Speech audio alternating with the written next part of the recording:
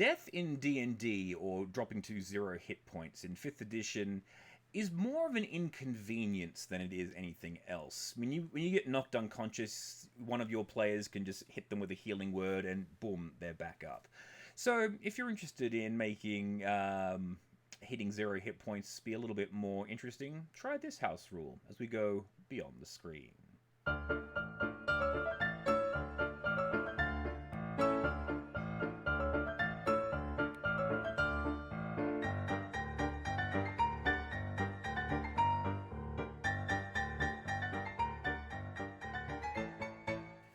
Greetings all, and welcome back to Beyond the Screen. I am your humble DM, Tim, and today, something to make your players really fear hitting that 0 hit point threshold. And I cannot say that this rule is one that I made up myself. I don't know where I heard it. For the life of me, I looked around. I cannot work out where it was. But it's a rule that I really, really like if you want to make getting to that lower level, getting to 0 hit points a little bit more lethal. And that is, once you hit 0 hit points, you don't immediately just drop down, right? You stay at 0 hit points, but every time you take a hit after that point, rather than taking damage, you take a level of exhaustion. Now, exhaustion you'll find on page 291 of the player handbook. It's this little chart right up here in the corner. And basically, there are certain things in the game that apply a level of exhaustion, like traveling long distances without food or water, or not being able to rest, or certain damage effects. But in this instance, the way that it works is representing a critical injury, and not an injury that can be just staved off, by the wave of a magic hand or someone saying you're better now with a healing word. So in combat, you hit 0 hit points, someone hits you one more time, you've taken that injury, and now, because you've taken the first level of exhaustion, you now have disadvantage on ability checks. Okay? If someone takes another injury, then their speed is halved. If they take the third injury, they have disadvantage on attack rolls and saving throws. So they've taken 3 critical injuries, and so now they're really badly hurt. They're moving slower. They're not able to swing their sword as well. And this adds a really a more realistic element to your fighting style, to your combat. Sorry. Now, it's not to say that healing doesn't come into play here, because once you've got the injury on yourself, the injury remains. But if someone gives you a healing word, or uses the heal spell, or raises your hit points above 0, then when you take damage, you just take it from the hit points again until you get knocked back down to 0 and the next injury occurs. So it's not as bad as thinking like you're at 0 and then you every injury after that is just going to take you down.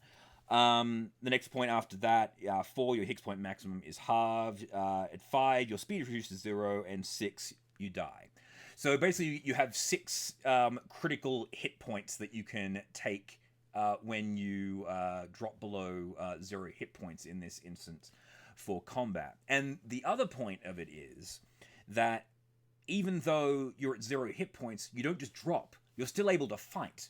So basically what happened, like say for example, you have a combat encounter going on. The fighter drops to 0 hit points, and it's a multi-attack creature.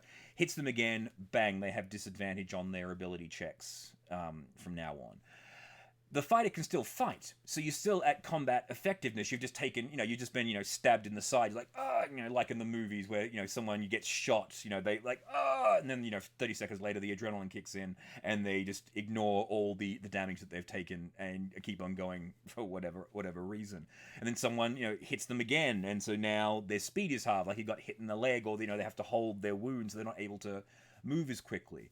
So what this gives you is, it means that fights become a little bit more dangerous in that you're going to be taking more serious injuries, but as soon as you drop to 0, you don't just and just drop down, which is a thing that always annoyed me in D&D, because you're unconscious and bleeding out, but that doesn't necessarily it happens to everybody, no matter what the damage is. If you get hit by a fireball, you lose your hit points and boom, you just fall down. Well, that wouldn't necessarily be the case. You might just have, it might really badly burn. Some people can shrug it off.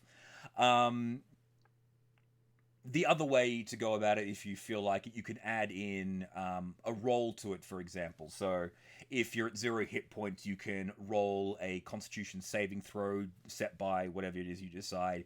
If you pass, then you take the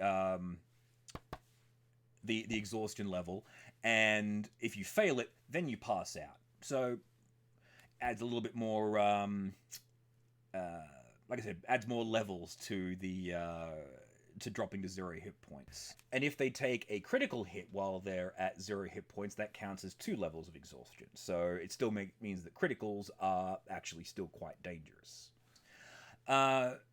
The other aspect of this too is that it means that your long rests and your prolonged fights become a lot more dangerous for a group, because with exhaustion you have to rest for 24 hours, or have a long rest. Sorry, you have to have a long rest for each level of exhaustion that you have in order to remove it. So say that you have just finished a fight, you've suffered from 3 critical hits, you've got 3 levels of exhaustion. You're not going to be back to 100% until you've taken 3 long rests. So it means that a party can be completely beat to shit, and then they have to keep on going through the dungeon to fight the big bad. But when they get there, they're in so much, like, they're so badly hurt that it makes the fight a lot more interesting, because, like, say for example, the fighter might have taken 4 levels of 4 critical hits, so he's only got half his maximum hit points, and he's fighting with disadvantage for this fight.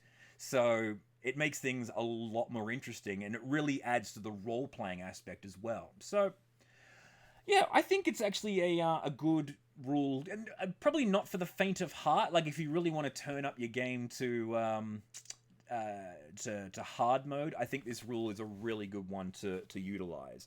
So yeah, so check it out. It's the exhaustion chart. You'll find it in, like I said, page 291 of the player's handbook, or you can also find it on the back of the Dungeon Master screen where all the other conditions are.